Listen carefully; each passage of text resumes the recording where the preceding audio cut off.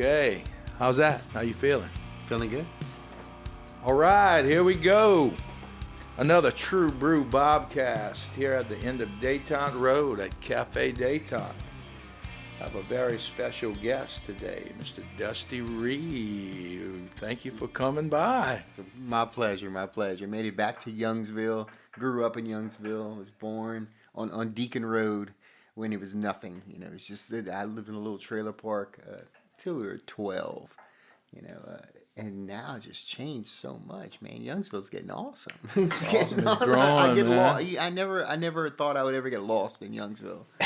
You know, but yeah, I got lost. You know, had to call you. I was like, "This is the right turn." So yeah. You still have family out on Deacon? No. Well, I have one sister who lives up like Squirrel Run kind of part over there in Youngsville. Two sisters, Candy and Danielle. We all grew up around this area. I'm the baby. Yeah, I don't know. Maybe accident. I don't know. I swear, my parents only had sex 3 times because it's 3 kids. You know. Didn't verify that. I can't verify. Yeah, the older sister, then the middle sister, and then 10 years later was me, the only little boy. You know, kind of influenced a lot of my stuff, a lot of my work. You know. Yeah. 'Cause my dad, you know, he was a mechanic. You know, worked offshore, all this stuff, race cars. You know, he's from Mamou. My mom's from Eunice, and it's just cool because like with the girls, you know, he always, you know, raced cars with them, told them how to fix all kind of stuff, and with me, like, oh no, he wanted me to go to school, you know, and be a good kid and everything. So a lot of times when I use like nails and stuff like that in my work, they're all funky and stuff like that. It's like I want to show them. I want to show that I'm a master at hammering stuff now and everything. So I don't know. I enjoy it. Well, I started noticing Dusty years ago starting to pop up at these festivals and had his little tent with a lot of his work.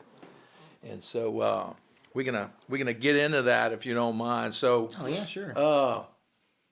man, I'm dying to know. Bring me to a young Dusty, man. Did your first grade teacher want to wring your neck? Well, I'll never forget being in kindergarten and drawing, and for some reason, I don't know if it's always like that, but I needed to use black. I needed a black because I needed to put a black line, and I couldn't.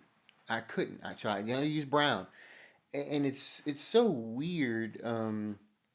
Because I mean, now I've been doing this professionally for 16, 17 years, you know. When I say professionally, I mean that I don't have to draw your portrait or draw your Right. dog or, you know, make some frames. I mean, you know, nothing wrong with that, but I'm very blessed and lucky that I don't have to do that. But I hadn't thought about that till recently, you know, that whole black thing, those black lines, because that came up, you know, later on in my high school years, and then when I was like, okay, I'm gonna be a painter. But yeah, young Dusty, it was. I always loved to collect things. I would collect, and then my sister. Like you was a little scavenger Oh hunter? yeah, I would collect things and just Like what things. what were you attracted to back then? Well, see, my parents, we all grew up loving antiques. We all loved antiques. You know, even fast forward that to where I'm in graduate school. Not in art. We could talk about that later.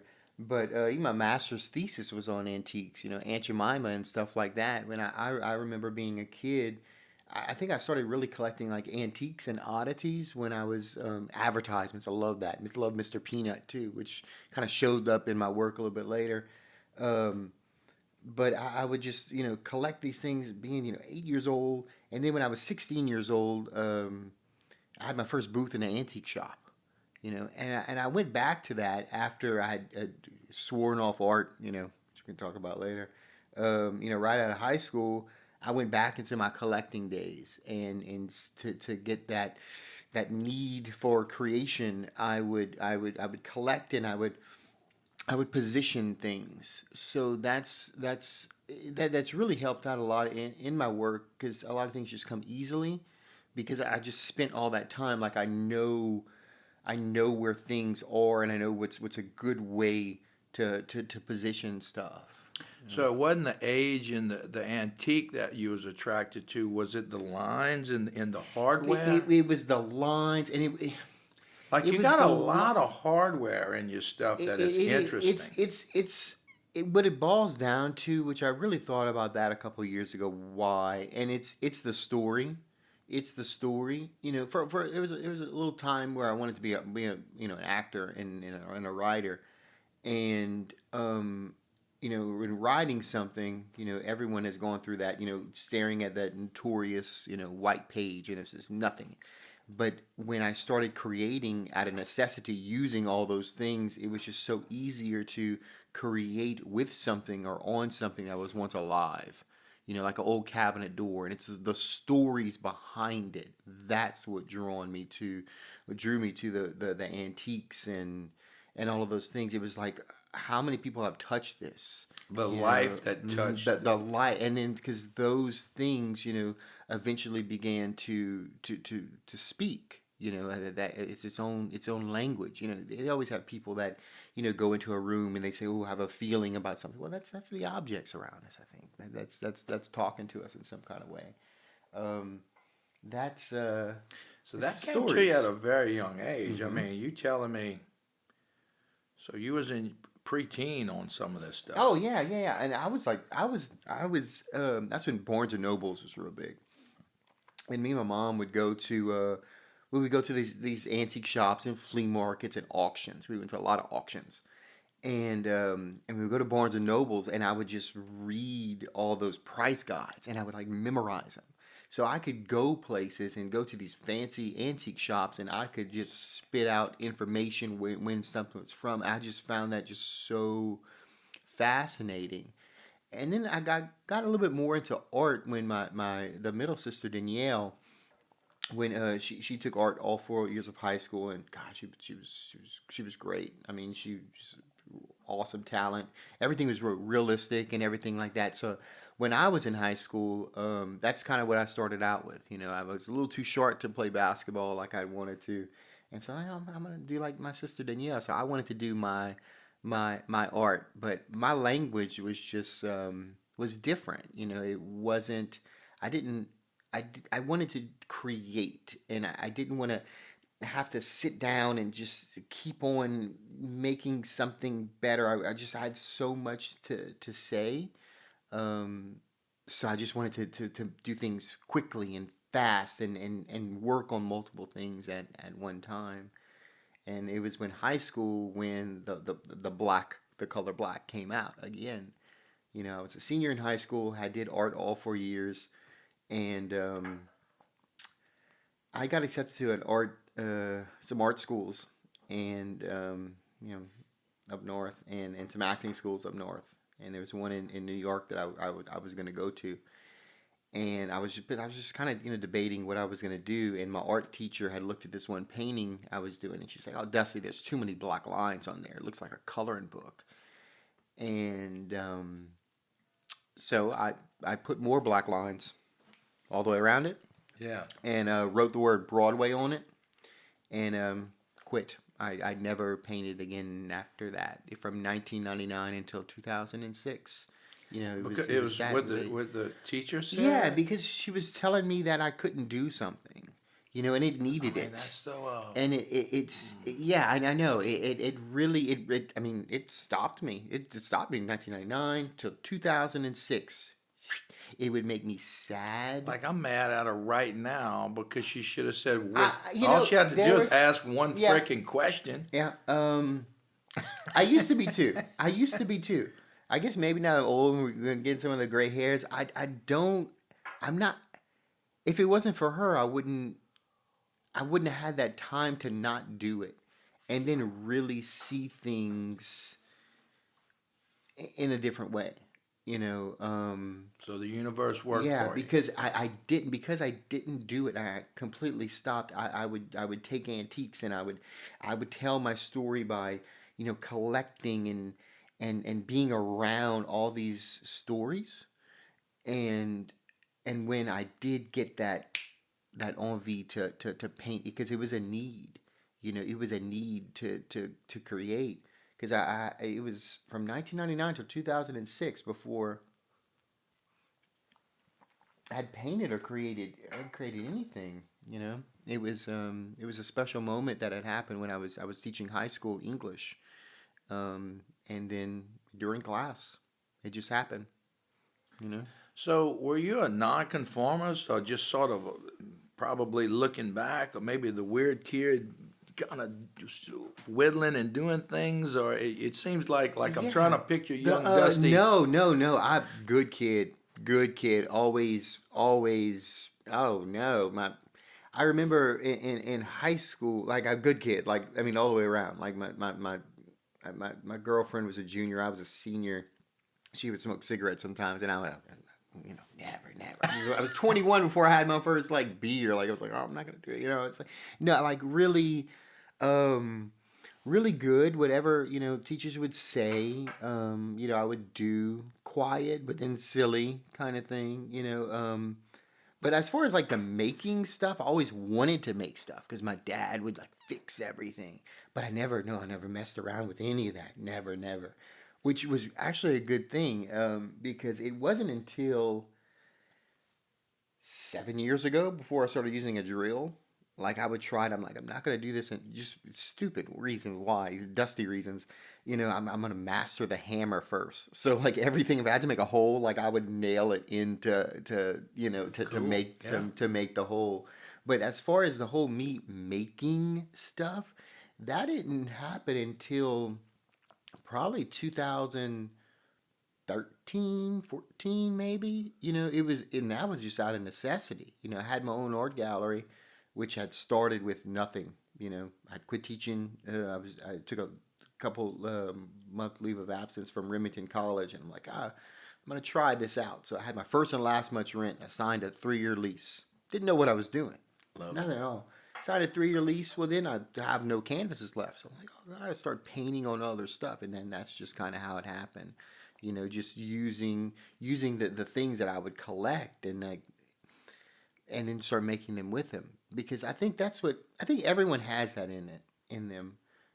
Even the most minimalist person, they'll have nothing in their house, but they'll have that one junk drawer, you Yeah. know, that they can't throw it away because Right. they can't. Right. They can't sell at a garage sale because it's a broken piece of something, and people are going to think they're funky for doing that.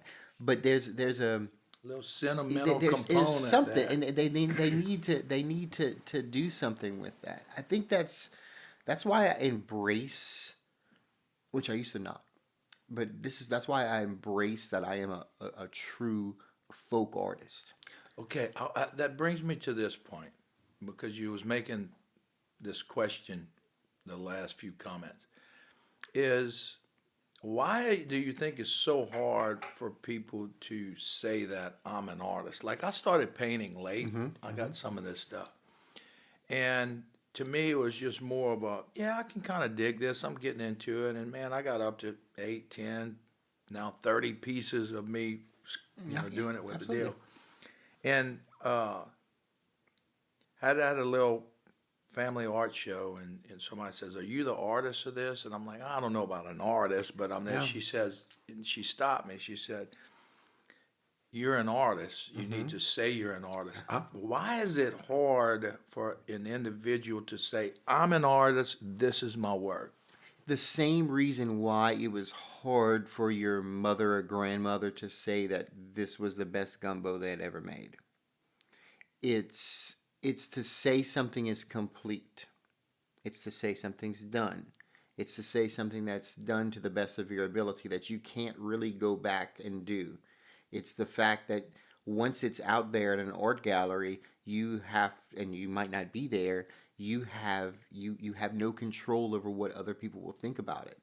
So No, vulnerable. right? It's that's why like you see a lot of artists, they have that that chip on their shoulder where they might come across like, oh, I'm the best or whatever like that. It's that's just them kind of dealing with things too, but it's kind of that because that's very difficult to say, from because I didn't go to art school. I have my master's degree in undergraduate, but I didn't take art classes. But what I've noticed with a lot of the people that come out of art school, yeah, they technically can paint, and their compositions and colors and everything are good. But they But how do they conform to a finish? teaching, you know? But they don't know how to finish the things. Like they might not know how to put the frame on or something like that, and have to also say that because they're just doing with them. A lot of times it's very difficult for people to say, okay, now other people are going to have to see this piece, and if you want to sell something, you have to also think like, how's it going to hang in the person's house and things like that. It's a difficult thing to say something is done, and to say something is finished, especially like to sign it, because you're saying that it is done, and to say you're an artist, that just to even think that way, and just when you go back and you think about it, it's like, oh God, how pretentious am I? I'm calling myself, this creator, because that's what you're doing. You're creating. That's and it's different. I used to love, well, still do. I love every single thing I do, but now it's when I make my carvings and stuff like that. It's just because now it's not that flat surface. Now I'm looking at it in all directions, which is what a folk artist does. You look. It doesn't matter if it's going to be in the back. You go to these people, that are real folk artists. They'll have the back of that painting just with all kind of drawings and stuff. Doesn't matter, because it's just something special. And that's why, like, a lot of times when I'm holding like one of my little balls or something like that, that just like it's part of me.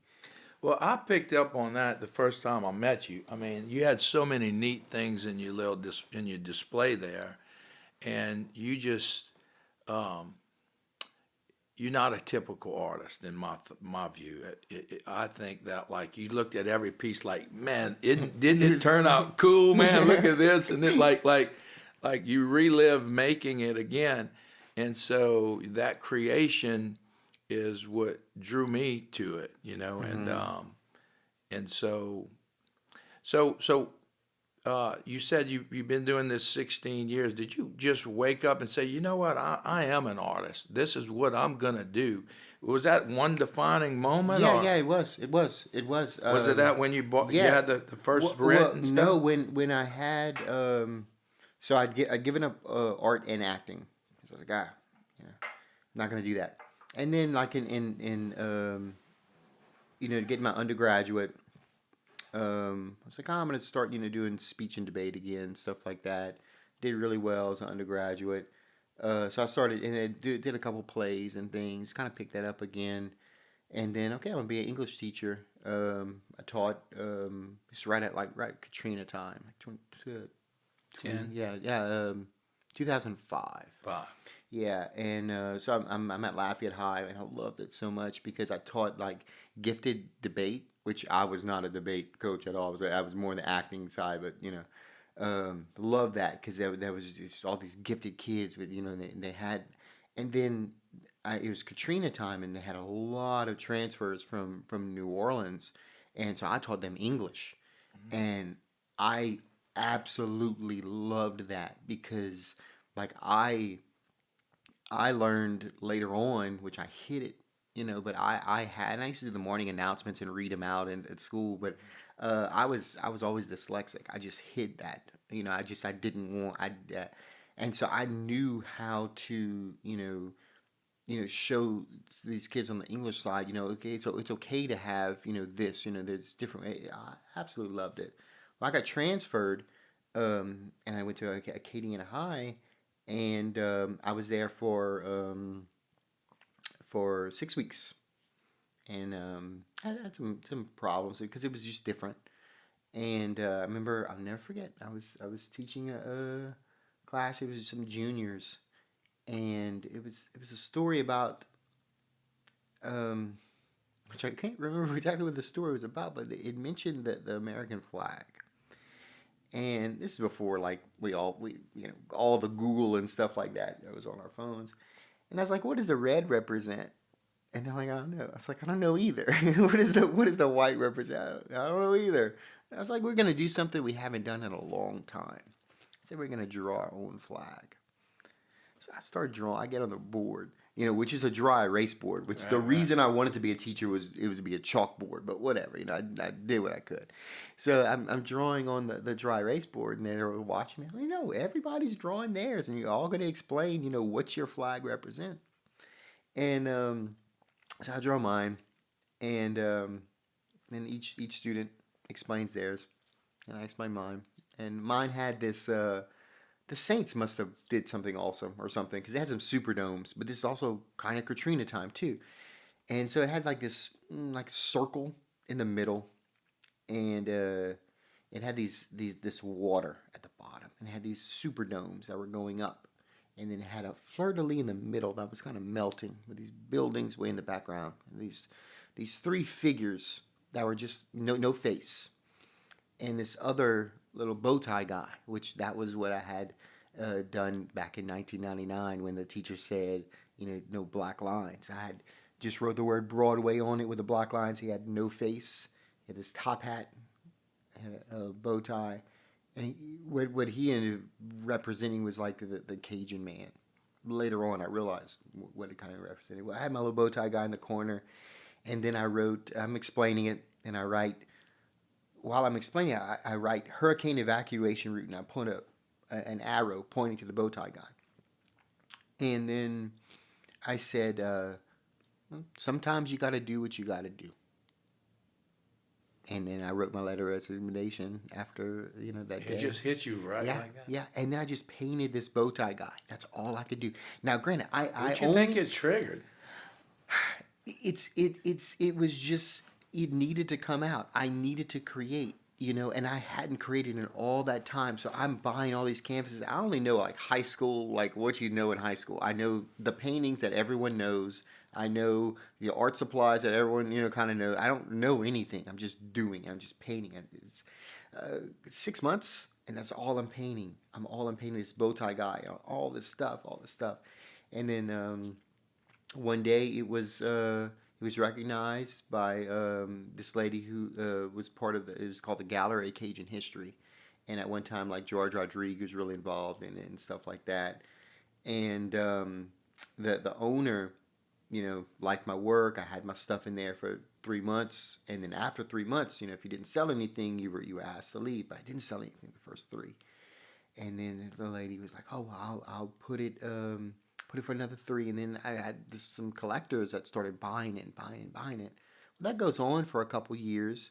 They eventually at UL to coach a debate team will get you to get your master's in communication. So I'm excited because I'm gonna get to talk. And then I learned that it was nothing about talking. So my master's thesis was on Aunt Jemima, and I'm painting during this time. But about 2-3 years after I'm painting just this bow tie guy, the gallery director said that the owner had said, "Oh, Dusty needs to paint something more Cajun." Well, that's that same thing as that black line thing, and then that kindergarten no black colors. But of course, I'd get my 16 by 20 canvases. It was buy one get one free at Hobby Lobby, and I'm at my parents' house laying on the floor, and I'm drawing my little Cajun scene, and I'm like, no.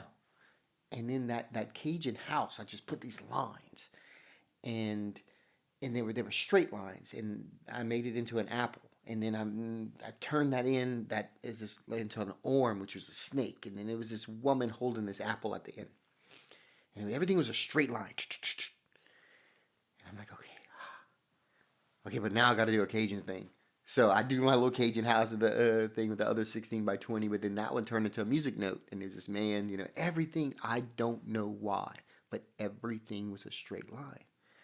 So a couple days later, I bring it to the gallery, and the gallery director was like, "It's like Picasso, but it's like Cajun. It's like Cajun Picasso." So then that's where that kind of came out. So that must have been around 2008 kind of time, and that's what I did. And I just did that, got my master's degree. So you didn't study cubism, or you didn't No, study Picasso. no, and So that came by it that came experience. because I only knew the paintings that everyone knows, and I didn't want to do anything like I didn't. It's gonna sound horrible, but I didn't want to learn anything. I wanted to do my own thing. I had seen the stuff, but I didn't, and it would during the time when I wasn't painting, it would make me sad to go to galleries and things like that because it made me sad because I wasn't doing, and I knew that I was supposed to, and I just wasn't. I just couldn't. I It asked hurt me. Francis Polly this too. He was formally trained, and I think about that often. You know, like when I started painting or writing or any work of art, if you formally trained, I know you can learn depth and perception, and they can train your eye for you. But if you're an artist, in my mind, then it's the uniqueness of it is coming out of your brain through your fingers and on it. Um, so I'm kind of agree with you. I think there's room for formal training. I get that, but if Absolutely. you're a true creative person, then it should just come organically and just go in a room and come out with something, Yeah. and people will appreciate that versus trying to. And I want to ask you that. That's the Yeah, only. I think it will, but there's a lot of skills that to make your things better. But there's just a it's the finest line in the world. It's the finest line because sometimes you can get too good, and then you lose your edge. You lose that rawness in it. That it's just it's because like some of my wood carvings, like man, I remember looking at them, when I first did them, and like it's just the same thing, like my early straight line paintings, which that lasted from 2008 into 2012, where that's all I would do was straight lines. Then something happened, and I just broke out of that. But looking at those earlier stuff, there's while they now I'm like, oh god, that's so simple and so easy. I remember it taking me so long to do because I didn't know how to do it. But if I would have been taught how to do it, nah, been no problem. But I think it was the struggle, and it was the working in the moment and learning color theory and all of that kind of stuff on my own, and learning how to mix mediums, how to mix paint. That taught me a lot. Just a lot. Failing, failure of it not working. Um, made things just a lot easier. So now things come to me very, very easily now because I've trained my brain in certain ways where because I like when I work, like I have several studios and different areas because I think that changes the way you work. And I love to work with a bunch. I wish I had one clean space, and I always try, but it never works out. But I love things around me, and I love to have things, in the corner of my eyes, um, just looking over me, keeping me comfort. I don't know exactly what it is, but it's I like that, and I like things uh, accessible. So I have a lot of things, but I can remember. Oh, I need something that's shaped like this or whatever. I know where to go find it or whatever, and I have thousands and thousands of things to make stuff with. So I read a little bit about. Um, I think you called it Colk, I Yeah, believe. Coke art. Mm-hmm. Coke art, Yeah. and so that's if I understood it right, a combination of cubism and folk. Yeah, So cubism, for the contemporary. audience and for me, what's the difference between the two, and why do you blend them? Yeah, so Coke art, Colk art, a mix between cubism and folk art, but really just contemporary folk art. So we could branch that out to contemporary folk art. Folk art is usually you think about Clementine Hunter and and people like that, where Bill Himmerling, all of those people, just tons. But a lot of them had they didn't they didn't have that training, and it was just a certain point of their life, usually a lot older than what I was. It's a certain calling. And then Howard Finster, he had a calling to make 10,000 pieces of art. He made hundreds of thousands. But it's just certain times something happens and you just have to make it. And that's a really interesting thing what folk art is. If you, example, if you see like some really really fine Duncan Fife furniture, the most elaborate like um, carvings, stuff like that, real fine piece of furniture. You look at the back, it's gonna be straight legs. It's gonna be finest wood in the front, some mahogany dipped in panda or whatever, and then the back's gonna be like some poplar or something like that. Folk art piece, that wouldn't happen. I mean, You got to that see would it be from every single direction, everything. It has a story. There's some things that it's just so raw. So what I've done is I've honed into my skills, and then refined that folk art a little bit more, and kind of not almost dumbed down cubism in my earlier work, especially my paintings, where I dumbed it down, made it more accessible, I guess you could say, to the masses. So yeah, it's a combination of refining kind of folk art, and when I say refining, it's perfect as it is. Make it more palatable, I guess you can say, to the masses.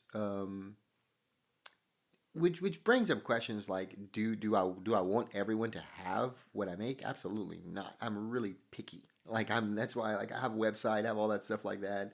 They're like, oh, you need to have like a shopping cart. No, I want to. If I don't want to sell it to you, I don't want to. I want to meet the person. Because I mean, it's my it's my babies. It's part of me. Um, But Dusty, to be clear, you're not trying to emulate Picasso. no, I just didn't know what else to do. Right, because I mean, like if like you see some of your art and you see it, but a lot of people, including myself, I'm not trying to act like I'm a authority on art, but like I see Picasso, but man, I just see your stuff in there. What? Grab one of the pieces for the audience, Well, anyone. this is one of my new. These I want to kind of keep um, natural wood. This is redwood.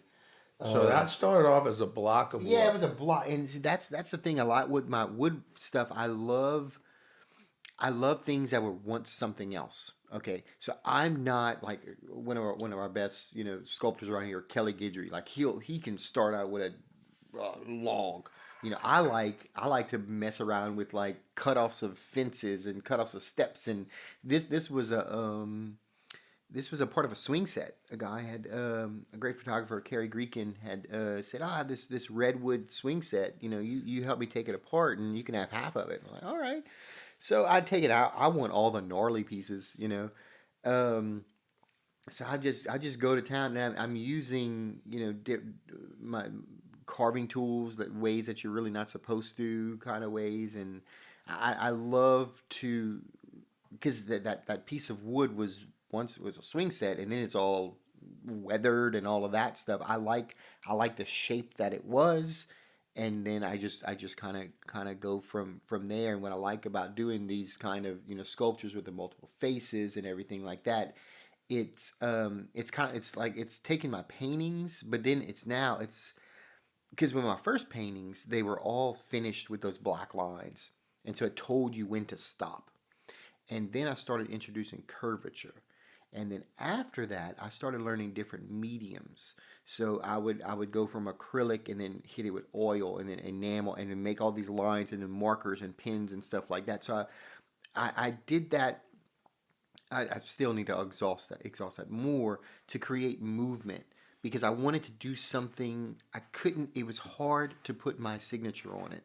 because I always wanted to do more. With when I have these, you know, three-dimensional objects, I can continue the story, you know, and a lot of times when, you know, when I'll have, you know, a canvas with multiple faces and stuff like that, it's always like kind of this movement, this changing from one thing to the other. You know, my colors or my colors, they were always bright because that's me. Um, but it's odd because like people always think, oh, they're always happy. A lot of times, like, you know, I mean, it's really it's it's all parts of me and parts of my life, and you know, my struggles and things like that, and you know, my connections with objects and things that's going around. Was like from your straight lines to the curves to this, was everything sort of a prerequisite to for your journey? Was it necessary to go through each phase, looking back a little bit? I think I have to say absolutely, because I think this happens with a lot of artists in all the different kind of things, you know, that almost 3 year cycle. You know, it just something happens and it Like just Picasso's leads you. blue period Yeah, or yeah, it just whatever. leads you to something else. And once you're working in that one, you know, like the people that just paint flowers and stuff like that, and then they'll go on to something else. And um, I'm playing around with mediums, and now I have my language, but now I can translate my language into different mediums. So I can have my paintings, and I can have my sculptures, and now I'm kind of messing around with like clay work and things like that. And then I'm gonna probably hit up the, you know, lino cuts and different kinds of things, you know, different kinds of mediums, but my same language and using what I learned. Um, because just the way I'm painting, like using my painting techniques, you know, on the way I'm painting a three-dimensional sculpture, like I wouldn't have known that, you know, just starting off with that three-dimensional sculpture You have until a I learned favorite that. paint? You do oils or you do acrylics Yeah, or you mix it? I now I love all the newest stuff. And now I've been playing around with these new. I love to paint with acrylics because I want that almost quick, Fast yeah, response. fast thing. And before, you know, because I wasn't, you know, trained, so everybody would be like, oh, gesso, gesso, gesso. And so my first painting, you know, that was really sold for, you know, a lot of money. My first painting like that, which I had like deemed my masterpiece at the time, was done on a cabinet door, and it was done with those apple barrel paints, those 50 cent little craft paints. Because you know, you would tell me stuff. Oh, you got to use gesso, and I'd be like, oh no, you know, I'm not gonna do that. So I would buy these cheap paints, and I was like, well, I'm creating a surface by because I can find my colors quickly. I don't even have to think about what kind of color, whatever's around me, I'm gonna use. You know, and that's I like to work like that. I like to work. Now I'm better with my colors, so and I always kind of chose. I got lucky, I guess, or maybe I just was born and I knew, or whatever. I don't know, or maybe I learned throughout life. I'm pretty good, you know. I don't know, you know. It was just a feeling of what would come next. But acrylics were always good. I mess around with oils and stuff, but now I mess around with a lot of it's called Posca pens. It's these acrylic markers. I have a huge collection of those, and now they make a new a gel stick.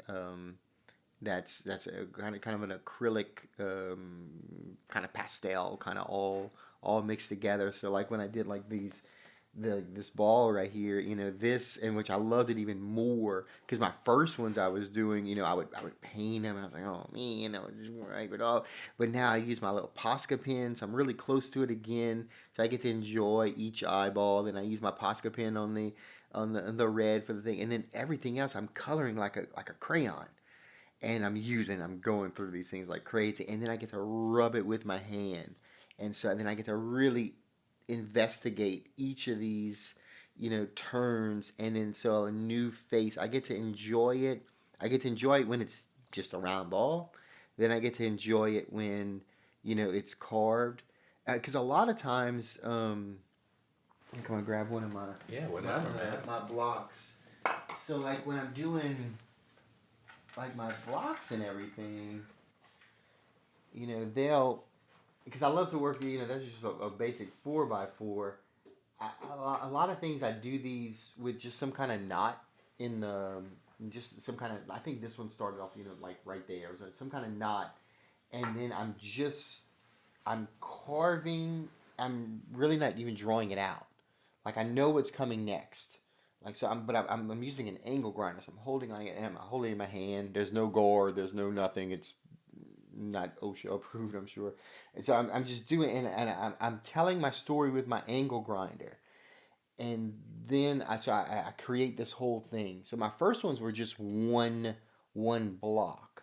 I would carve them first, and then I would come back with another angle grinder and refine the things, and then I would get my nails and different things and drill holes and stuff like that.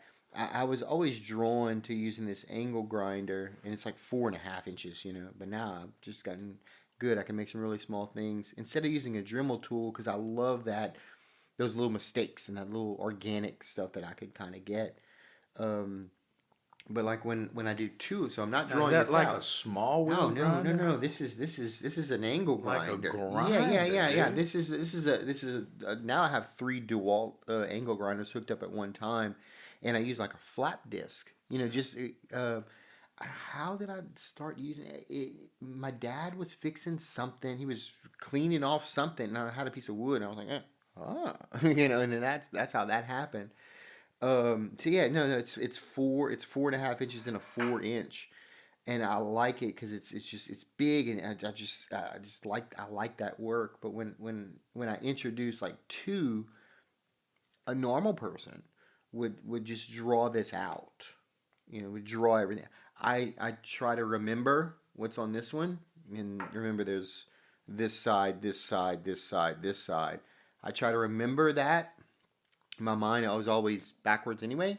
So now I'm introducing another one, and I can see how every every single way they'll make a whole nother face. So you don't take this block of wood and start and just, okay, well, this will look good here. Yeah.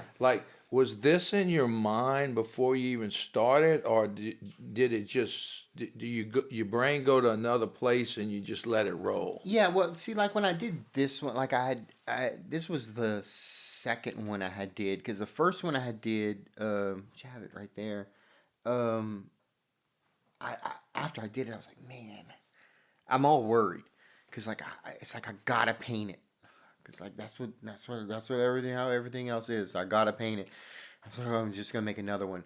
So I wanted to make it kind of similar, but um, it still changed a bit because the way the original one was done, it was all dictated by. This was a much smoother piece of wood. The other one had Did you a use knot. sandpaper after it? No, no, no. So that's straight wheel grind. Yeah, yeah, that's Wow. yeah. So I started out with to get this little cut in the inside. I had like a sawzall, and I just made that in, and then I have three angle grinders hooked up, and one has like a brand new, was it 32 or 36 grit, so it eats away. And then I have another angle grinder that's just my regular, it's been used, same thing, but it's been used a bit. And then I have one to get these really fine things, the same size. That one's probably a 4 inch.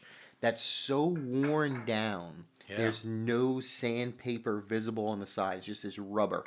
So I'm just, going to town with that and Let's get some making it more of those happen. pieces up here, man. Let's check them Oh out. yeah, yeah. So that's Look, man, I my little see your dilemma because this squares. is beautiful with the raw wood, but Yeah, God, look it's how like beautiful yeah, this when is it's painted. done. Like this dude. Yeah, Look at this this guy, of cat course, right he here. every angle, every something. I incorporated a lot of the I gotta show nails. the camera. Man, look at this. You almost have to hold this, but look at all the gears and nails, and here's a bit, here's a valve head, you know. I mean, look at this. It's amazing. Yeah, yeah. This one was the first one I had did, and I just got really lucky that it didn't fall off. But I love that. that look. I'm gonna put some kind of something on it, some kind of varnish, but I can't color that. It's just too cool. It's just too I agree. cool. I just really I, like I'm, it. I Yeah, so agree. I wasn't looking because that was the first one, and then this was the second one, and then what I did with the third one, I used everything because it's a learning thing. So I've done it before, so now I just try to make the next one better. Yeah. It's like this constant competition with myself, um, making it better. And I have a friend, one of my best friends. His name Edward Demai. He's trained artist and everything like that. And he's like, you can't think of it as like that. Like you can't. It's not supposed to be better. It's art. It's its own thing. It's like I just to me I like to take what I learned and then I want to make it better. I just want to make it better. And then when it's those special things, it's like, oh man, can I make it better sometimes? And sometimes it's like, it's weird because it's that's why I like to switch um, the locations of where I'm working. It's just it's like putting on a jacket. Okay, you can have your normal clothes on or whatever like that, but then when you put on your jacket, you stand up straighter. You talk different. Um, painting on the floor, painting outside, um, and then bringing it in different places, and then there's putting it at an easel. Standing up straight or doing that. So it's looking at it not only from different angles. It's also I think it might be just in my brain, but I believe it's true that it changes the way you approach things. More of a confident posture. Hmm. Like I look at like this compared to say looking at this Yeah. painting. So this is of course 2D, and this says a lot, Mm-hmm. and I can stare at that and appreciate it. Mm-hmm. But this dude, this is a lot of bottles of wine. Mm-hmm. You know what I mean? That's kind And of I'm like, what I can do this, and you can yeah. really let your I brain go to always, town. when I have a gallery showing or I do an art festival or something, a lot of the parents like, oh, tell the kids like don't touch, or like I see somebody else like, oh, the wife hitting the husband, don't touch, like, I'm like, oh no, it's It's made by by an the wood, artist, it's right? made with quality. You're supposed to touch that. That's what I want. To me, when you see it's so, which is such a great thing. We have so many wonderful artists, and we have so many ways that art can be seen through all the social media aspects and everything. But I think what's different, which changed a lot, as time, we get into future times, um, that need to connect and that tactile, that touch. And to me, seeing a piece of art, from far and then going close, that's what I want. I want somebody to see it from far and recognize and look and then want to go closer and to go closer. And then the best feeling in the world is when they want to touch it. And then the absolute best feeling in the world is when now they don't just see just their way, they have to pick it up. That's why I love like the balls and stuff like that I make. I want them to be picked up and then examined, and because it tells a story, and it goes from one thing to the other. Like when I would paint, I would always try to have, because I would, because I had to kind of learn that on kind of my own. But I noticed that, you know I would ask somebody, what do you see first, and then they'll say this. Okay, well, what do you see first? And they'll see something else. And I'm like, okay, well, I'm gonna try to use a different color so they see that one thing. But then even if it's Everybody's supposed to be in this area and you're supposed to see it, not everybody's going to see it. absolutely. So that's why I would have like multiple, starting points. But every one of the four or whatever, like that starting points would still take you back to that original starting point. So yeah, this one would take you back. So like this one, with 3-dimensional things, it'll always take you back. It doesn't matter where. I'm not even giving you the choice. And it's what's interesting is like when someone now owns this and they have it in their house, they position it in any way that they want. So they start the show. They're the ones, pulling the trigger and saying go. Now this is the starting point. This is Well, the you end. can't determine where something ends and something else begins, and that's what captures my brain. But I'm going back to the beginning of our conversation in your antique story, Yeah. and so like how you like that coffee, Oh, dude? it's so good. I was so. I, That's some good stuff. yeah, it's awesome. Thank you for so much for letting me make it too. I had to take pictures of That's your that. first And one. it's our first. So First somebody one. one day is gonna say, "Where did you make your Of first course, latte?" I'm And you gonna can tell tell me 'em. that.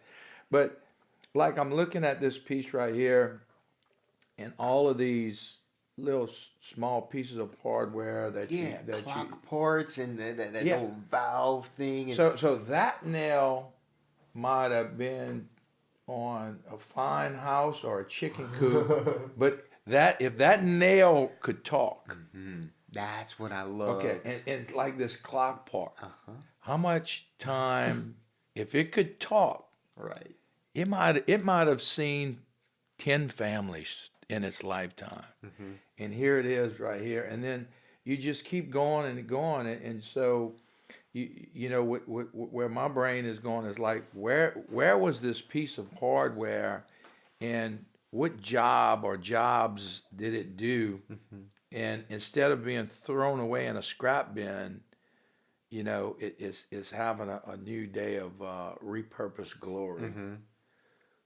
And look, I tell you, it's great, dude. I mean, I love your brain, man. I wish I could plug into it. Yeah, I appreciate it. Because like a lot of people give me a lot of things now. I don't have to, go and hunt. And now sometimes I'm at the point where I can't, and I want to take it because they're like they save me little boxes of things. It's the sweetest thing ever. Oh, Dusty can use this. It's so great, but yeah, it's because they know that some of those objects need to have another life, have another Encore life. have another story. That's what I really enjoy. It's and what's weird. Like I only knew stories about how an artist is supposed to act and behave and stuff like that. So like I always wanted to be a drunk artist because you're supposed to be a drunk artist or doing all kind of crazy drugs and stuff like that. I I can't. I mean, this is just really like so many people. Like I'll be at like some of the festivals, and they'll be like, "God, how much acid did you have?" Nothing really. I mean, this is how I see. It's just how I see, and it's just I just get excited, to give it a language, and I think that's what made me a little different than the majority of those outsider artists, um, because I could actually kind of talk about it. Now, where I am not good at it all. Like especially when I want to get into like a really big art show or this other thing, I'm not good at explaining some of the artistic kind of language and stuff like that. And to be honest, I really don't want to learn that. If they can't accept me, they can't. I don't. No, I don't I'm with you. care. I don't. Yeah. I don't care. Um, but what the troubles that I've had to kind of overcome, and they still bother me sometimes. Is like I don't want to be put into a box, but then sometimes you kind of want to because then you feel kind of left out because like um, folk artists might say, "Oh, Dusty, it's not," and then I'm more commercial to be an outsider, and then I'm not fine enough to be a fine artist, or even if I don't have the language to express what it is, to it's that's kind of sad sometimes, I guess, but. At the end of the day, I kind of don't care because it just makes me so happy. Hey I man, I mean, hope you it's my never own lose thing. that because Yeah. when you start trying to it goes back to that first teacher, man. Yeah. When you conform to someone else's thoughts on what is an appropriate art Hmm. for you, uh, man, I'd fight that with all I have. And it sounds like you have, and it sounds like your journey went on the perfect path. And Man, I think you just getting started, bro. I hope you're doing this Oh yeah, 60 yeah. years I'm from now, fine. man. I'm finally. I mean, good news. I'm doing the official, poster and Talk pin about that for. because that's a big deal. Yeah, I was kind of. I was like, man, I wish they. I was like, about time they asked me to do that. I mean, I had my gallery in Lafayette for 10 years, and I would always do the festival, Acadiana, international and things, and yeah, they first they. I think they just started doing that pretty recently, where they ask people because they used to just ask the people around to do something. But then I think recently they started having like little contests. So they had that up. So I had an idea. Um, I painted this Zydeco man. I make prints of him, and I wanted to make a full one where he had this scrub board, had his Colk art kind of face and his arms, but I wanted to make him between 12 and 15 foot tall, and I wanted his legs to move like this, like a Felix the cat, cat Oh clock yeah. kind of thing, and I just thought it would be the coolest thing ever. So then, so that was my proposal, and I didn't do a normal proposal, like send pictures. That's not my thing. I did like a video. So I'm like, so I'm drawing it, and like I got my friend Edward, videotaping me doing this thing. So Miss Sylvie called me from Festival International, and they're like, well, we have some questions. You think you can change this? I'm like, no, it's perfect the way it is. I don't want to change it. I don't, something more to the festival. I was like, okay, I'll think about it. So yeah, I did, and it's actually a cooler design than that was, and so that's going to be unveiled. 25th. Yeah, the 25th, February 25th. Where's that going to be unveiled? It's going to be at the warehouse 535 Yeah, yeah. downtown from 3 to 5. They're gonna unveil it, and it's gonna be fun because the piece I did is I've seen, I think it's 36 or 38 years. I'm gonna find out soon because I have to sign all of the some of the posters. So it's been done for a while, and I looked back at the other works, and some of them just, they're all of course great. But I wanted to do something a little different. I was inspired by Fred Daspit had did a sculpture, and they made that into a poster. And then Kelly Guidry, one of my favorite artists from around here, he had did a sculpture, and they had photographed that. So I wanted to do. At first, I was like, okay, maybe I can do a painting, but then I was like, I want people to touch it. So I'm like, okay, I'm gonna make this. I'm gonna make it pretty big. But I designed it more towards, which most people would design it more towards the poster. I was actually just thinking about the pin. So it's large. It's over 8 foot tall. It's a painting or a sculpture? No, it's a basically 3 dimensional wall sculpture. Wow, Yeah. that's So gonna be and phenomenal. movable parts. Yeah, I can't wait till everybody sees it. Oh yeah. Hopefully you can So it's flash it. complete, right? Yeah, it's done. It's done. It's been It's just in photographed. hiding. It's in hiding. They made the posters. They made the pins. I haven't seen any of that. I'll see that tomorrow. Um, it's movable parts, and that's what I wanted. And it's stuff that, like, in the poster you won't be able to see, but I can say a little bit. Like, it has the hands, of course, and the hands you can they have hinges, so you can hinge this out, and then you can hinge the other one out. Then they have like this turntable, so the whole thing can be moved. There's things that can be taken out. There's the feet move. They have things hanging like some mobiles. It's mouth spins. I don't know why, just because I wanted it to. This Beautiful, is fun. beautiful. Yeah, I and can't because wait to see it. I wanted it to be something kind of interactive, and just something different, something fun, something exciting. And paintings are always great and fun and stuff like that, but I just wanted to. I want to be happy too when I'm making it. Me and Dee Dee, my wife, our favorite festival for so many years since we've been together, 30 plus years, is the Festival International. Yeah, And yeah. I'm it's so really honored. Lafayette's treasure. And so I was excited to hear you were the artist Oh for yeah, it, man. me Well too. deserved. Oh, thank you so I much. can't wait to see it. I'm still happy. My mama's happy. My family's happy. Everybody's happy. I've always wanted that. I always wanted to have something of mine on something that represented us, and represented our state, our town, and then that's going to be seen. Because it's like over 350,000 people that go to this festival. And then there's a date on it, so everybody's going to see this. And that. I'm extremely honored. So um, you were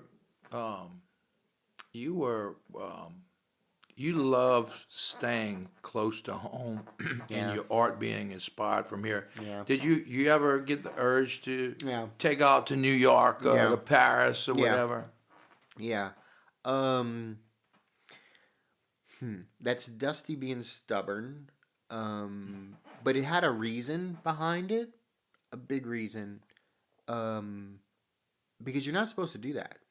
Somebody you tell your to taunt an uncle that you want to be an artist. The first thing they say, oh, you need to paint some fleur de lis, and you need to go to New Orleans. You need to go to Austin. You need to do all this.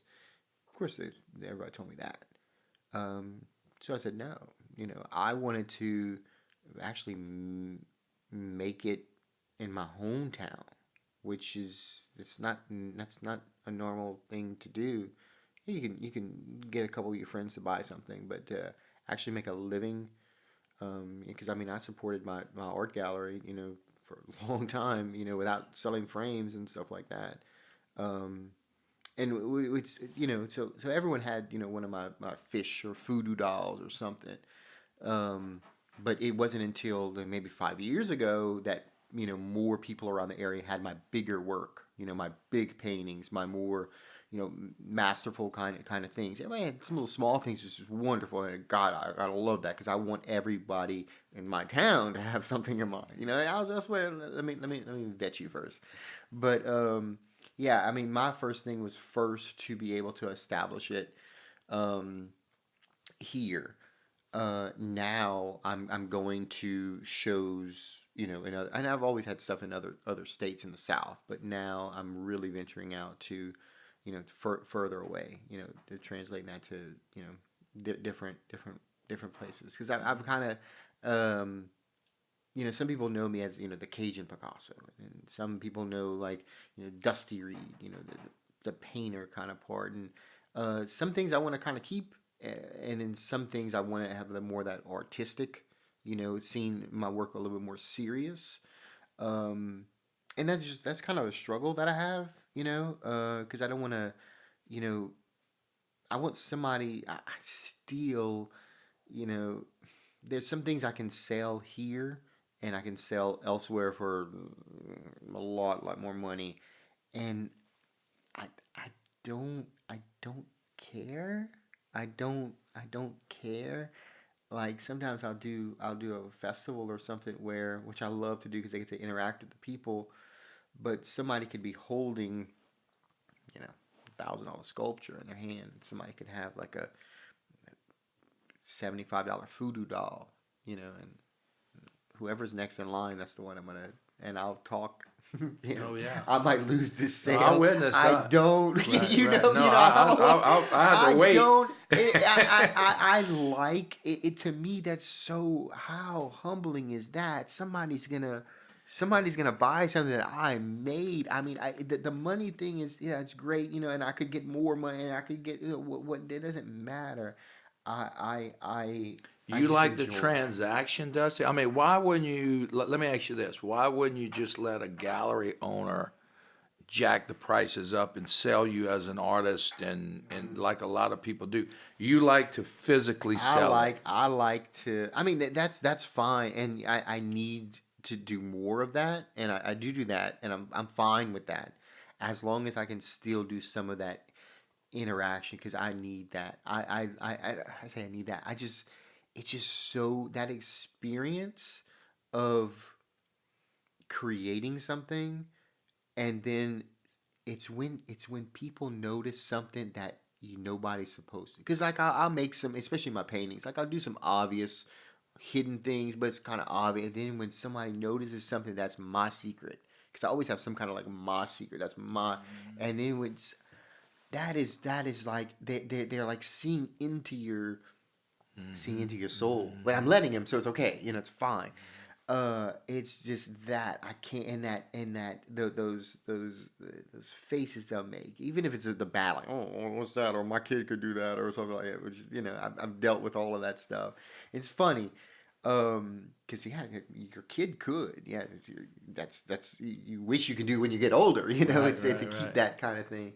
But no, just interacting with people and just seeing what they like and like telling them like, well, this is what I was thinking when this is where this I was taking apart this I yeah, because a lot of things happens from a thing called I call reverse lazyism, I guess. um like Reverse this lazyism. this right here, Yeah. all of that, and actually the whole thing. So I have buckets of stuff, right? Buckets of things, and I like to work with everything close to me. So I'm working on another piece. It wasn't even blocks. I don't remember what it was. Maybe some voodoo dolls or something. And I'm banging them, making them the eyeballs on some washers and stuff like that. Well, this whole box of stuff falls, and some clock bar. And I'm seeing all of this stuff on the ground. A lazy person, I guess you could say, would just kind of leave it there. But no, I cut my wood instead of picking it up and organizing it back. Cut my wood, carve the piece, do that. Instead of putting all of the stuff back into, you put it all on that one block. Right. That ain't going back in the bin. That's going on this block of wood. This whole thing.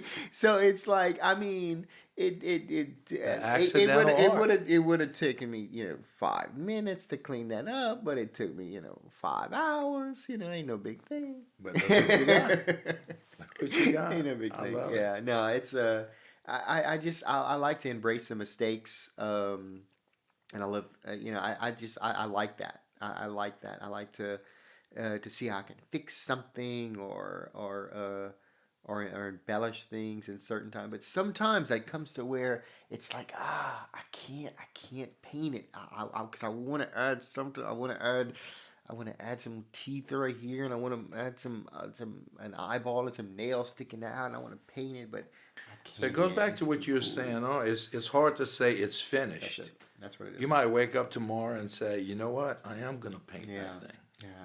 I know too many people have seen that. No, So I think I vote them. I think this is a great piece, just like it is, especially if it was a yeah, redwood, old beautiful swing, and old stuff like that. swing, Yeah, a man. little swing set. Yeah, Yeah.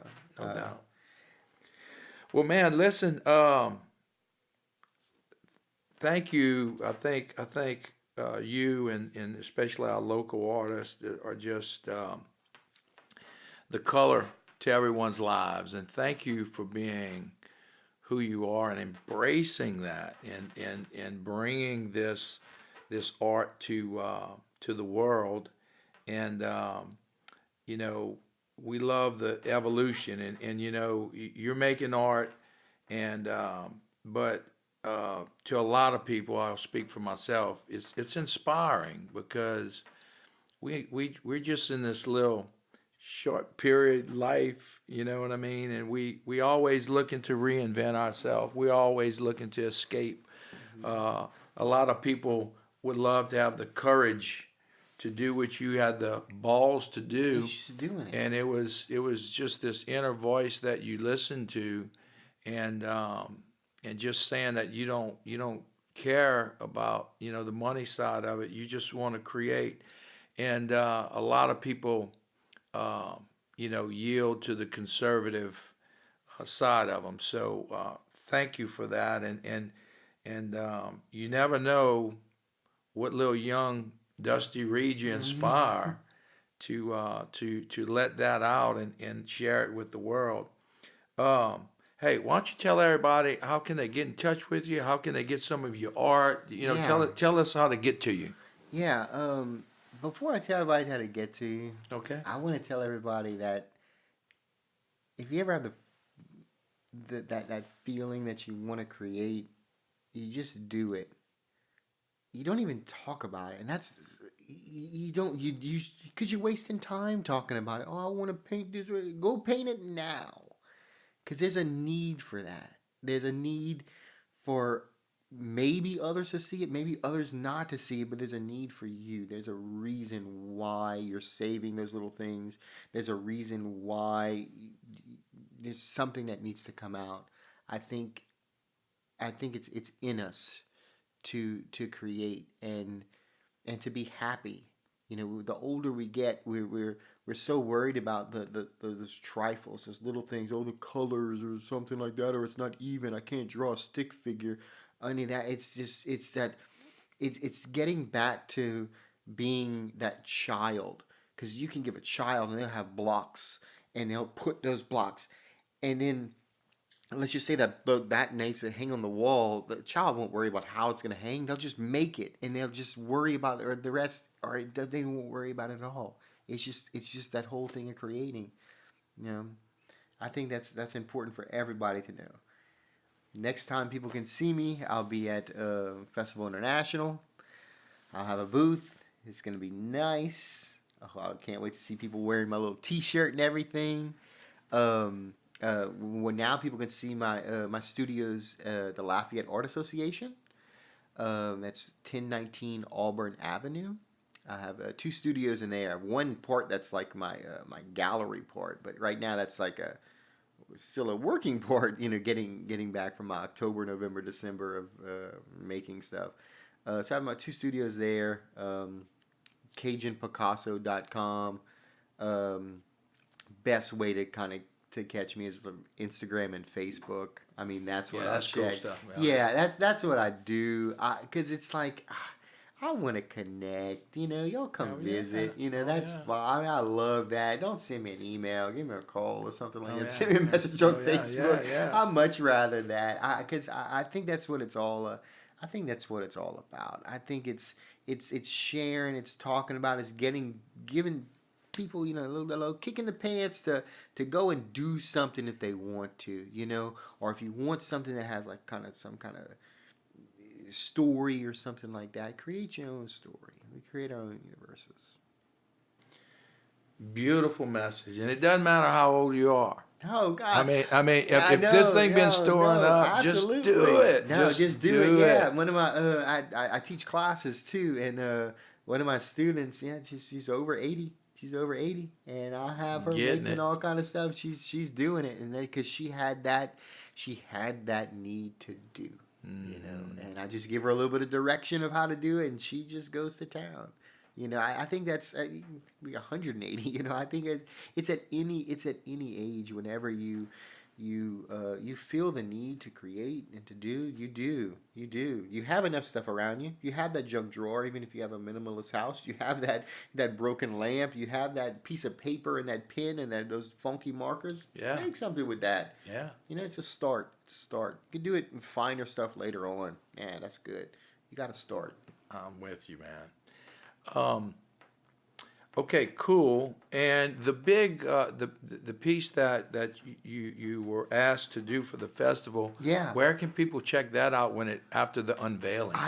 I'm not exactly sure where they're gonna put it. I kind of wanted to put it at my booth, but it might be at the ACA. I'm not sure. I'm not sure about where. Follow you on social media. I bet you're gonna let us know. Yeah, after I'm gonna let everybody know. I think I'm gonna actually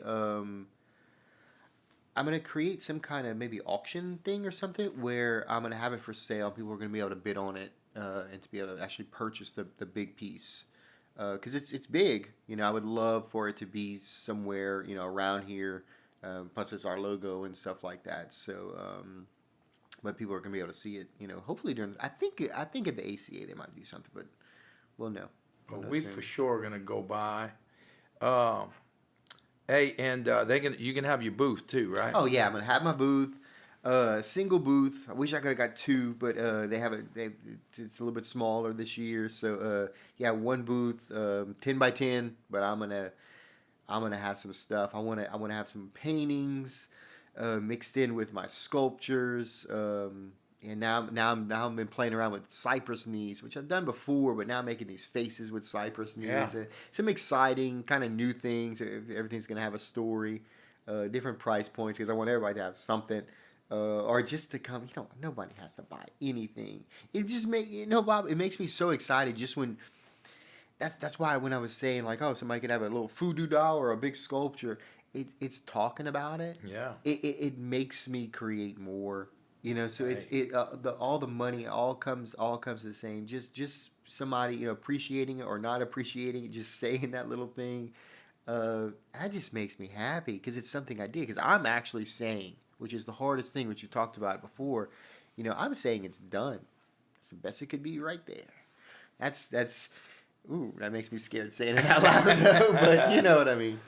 Hey, look, I can say this. I have, I don't know, 6 or 8 pieces, and I'm eyeing these out right here. So, man, we're gonna have to cut some kind of deal. But anyway, hey, such a unique guy, very approachable guy. If you go to any of the festivals, find his tent. Dusty's around there. He's gonna have a little line, but be patient. He'll love to engage with you.